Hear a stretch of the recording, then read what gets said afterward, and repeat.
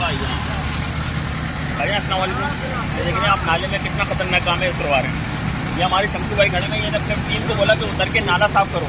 इनका काम नहीं था नाला साफ़ करवाना, मगर ये बच्चों का भी काम नहीं है। देखो बेचारे नीचे उतरे हैं, इतने बड़े पेड़े नीचे लगे हुए हैं। आप देखें लोगों ने मिट्टी की बोरिंग का फेंक के बड़ा गरक कर दिया गया है और कचरा फेंक रहे हैं। और उसके बाद जो ये देखें हमारे जो नौजवान जो हैं भाई, ये देखिए ये निकला हुआ है, डला हुआ है, इसको अपना खतरा भी नहीं है। कभी में क्या बोलेंगे आप दोबारा एक बार बताएं कि आपने वर्करों को क्यों उतारा? भाई मैंने अपने वर्करों को सिर्फ उतारा है कि महल्ले के लोगों को परेशानी बहुत ज़्यादा हो रही है और ये हमारे कुंडी बहनों का काम नहीं है।